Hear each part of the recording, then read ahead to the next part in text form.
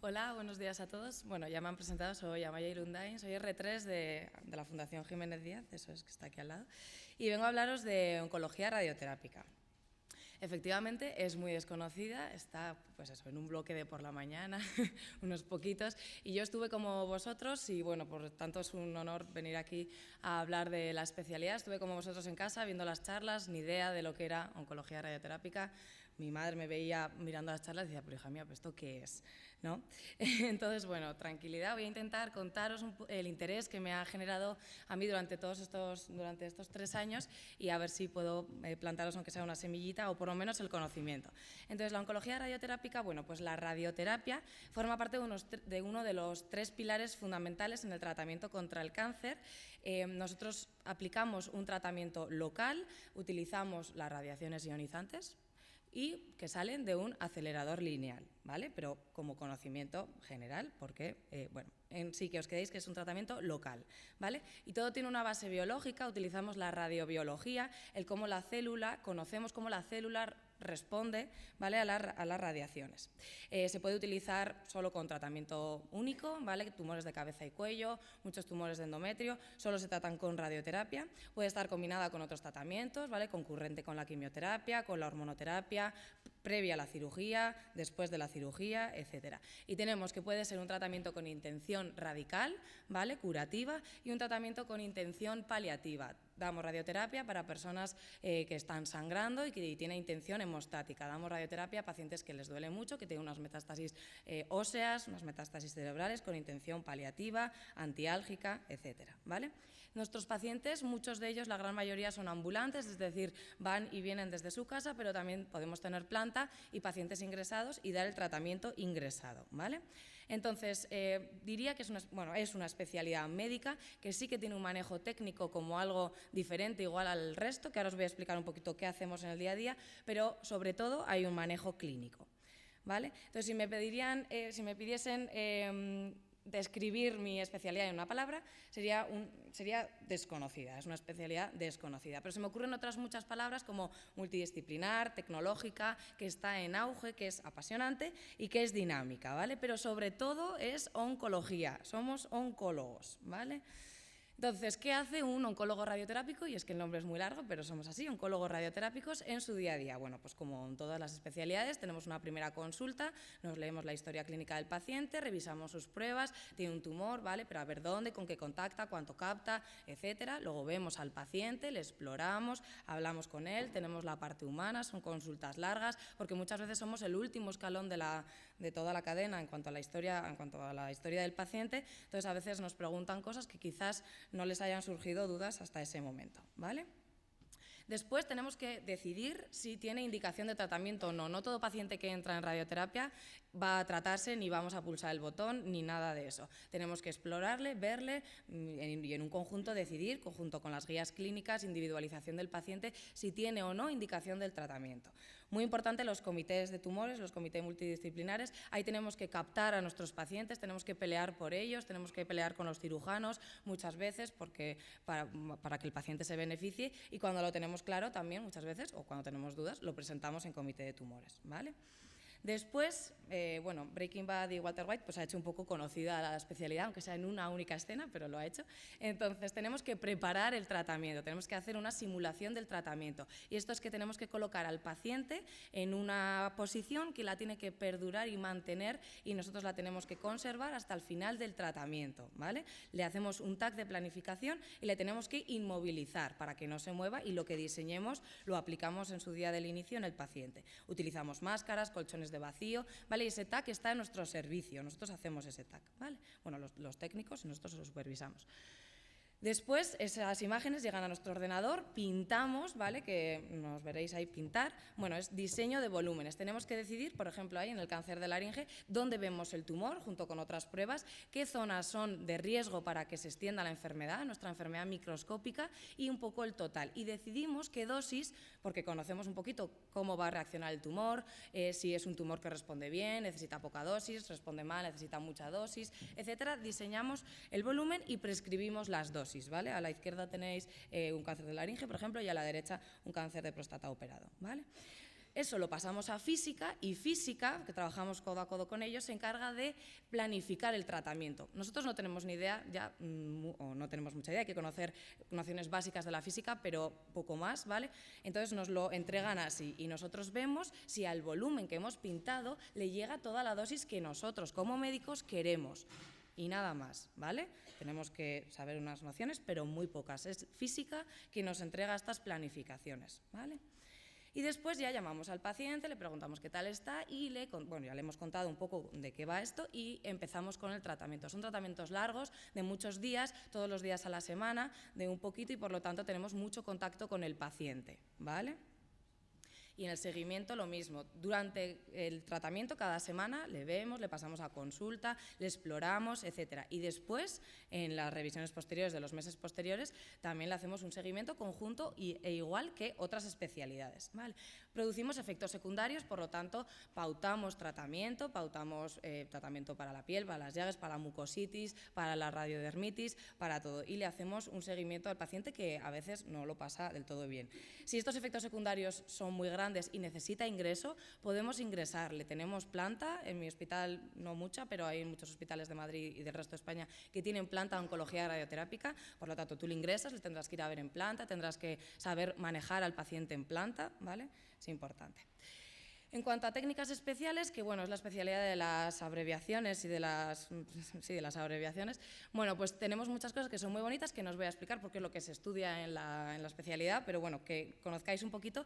SBRT, radiocirugía, bueno, pues el lema de la radioterapia es eso, tratar lo que queremos tratar, el tumor, con altas dosis y los órganos de alrededor que están sanos, intentar que no les llegue nada de radiación, porque crearemos los menores efectos secundarios. Y con ello, pues nódulos aislados del pulmón, ¿vale? Con SBRT, que compite con la cirugía y con las mismas tasas de eficacia, por ejemplo, en personas mayores, en personas pluripatológicas que no podemos meterles a quirófano, tenemos una opción que es esta. La radiocirugía igual, es la radioterapia estereotáxica en el cerebro, en un nódulo, en una masa cerebral bien delimitada, muy cerca de órganos de estructuras de riesgo que no podemos meterle a quirófano, pues tenemos la opción de la radiocirugía, ¿vale? Y eso lo hacemos nosotros conjunto con los neurocirujanos.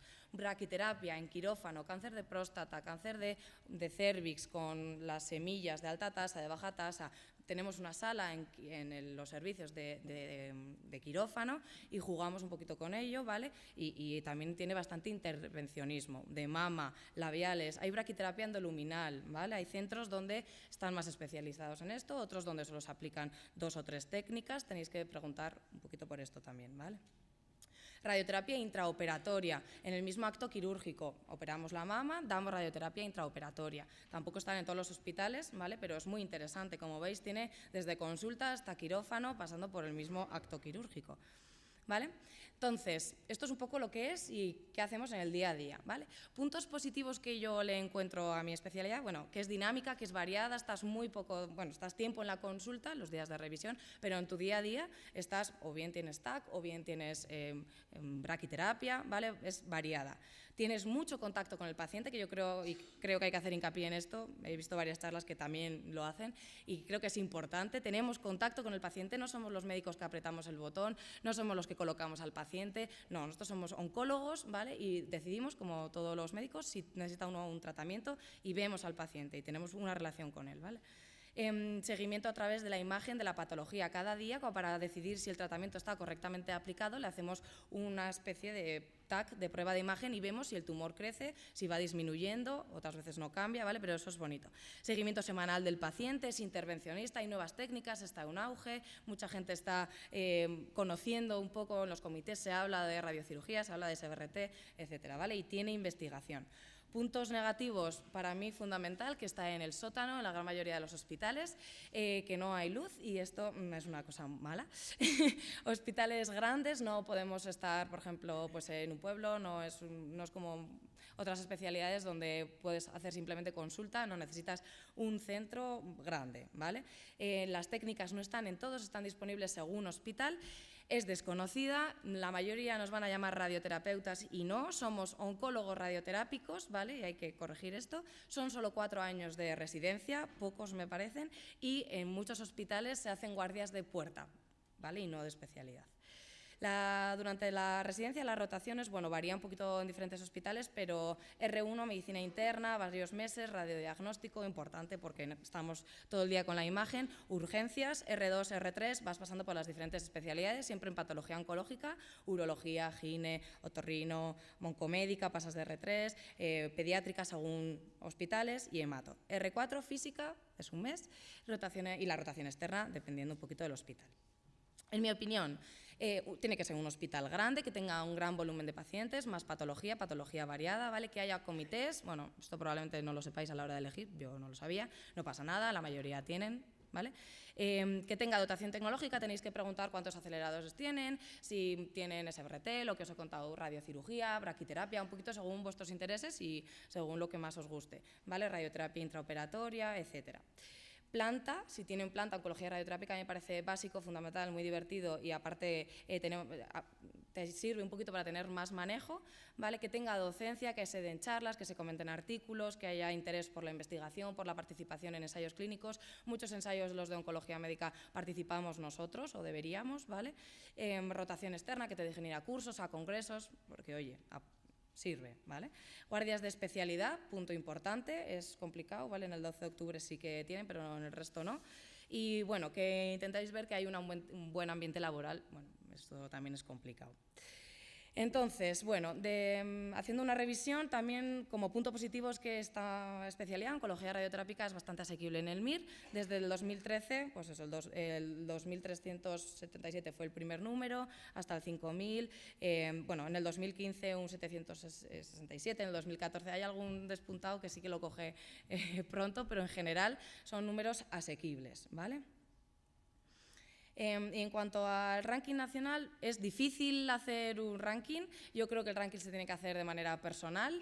Yo os voy a dar unas claves, luego si queréis en privado me podéis preguntar pues, un poco más en detalle de los diferentes hospitales.